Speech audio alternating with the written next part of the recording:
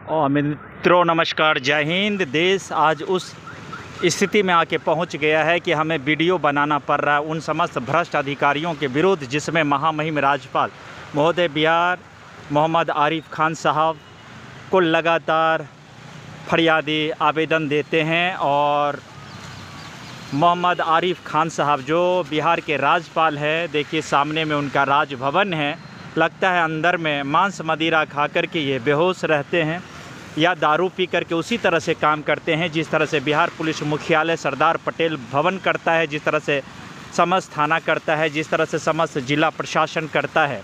ये आज नेपाल से भी भयावह स्थिति हो गई है। तब जब महामहिम राज्यपाल को आवेदन देने के बाद भी हम समस्त लोगों को जब न्याय नहीं मिलता है, जब मौलिक अधिकार खतरे में हो जाती है, तब हमें देखिए सामने में मुख्यमंत्री का आवास और ये सामने में सचिवालय परिसर और ये हमारे महामहिम राज्यपाल महोदय का वो आवास जो सोनी कुमारी और शिल्पी जैन जैसे लाखों युवतियां उन दरिंदों की हाथ चढ़ गई जिसे रोका जा सकता था। और जब बिहार के राज्यपाल को ही आवेदन देने के बाद यदि कार्रवाई नहीं होती है तो ऐसे राज्यपाल को उखाड़ फेंकने की ज़रूरत नहीं है, देश से बाहर कर देने की ज़रूरत है।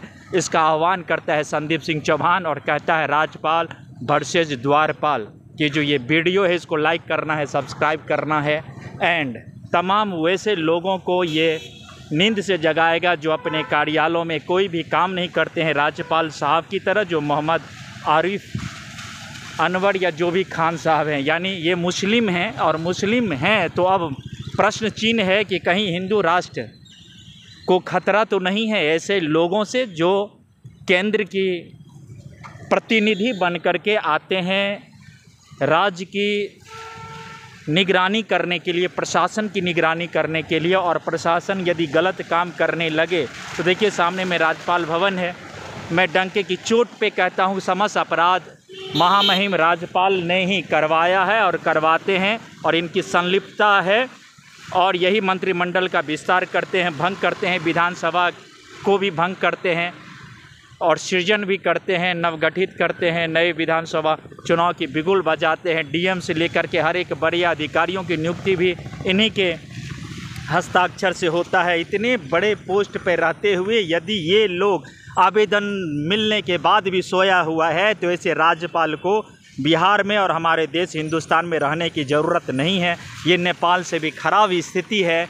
बिहार में ये है लोकतांत्रिक व्यवस्था, ये है हमारी शक्तियाँ, ये है हमारी मौलिक अधिकार।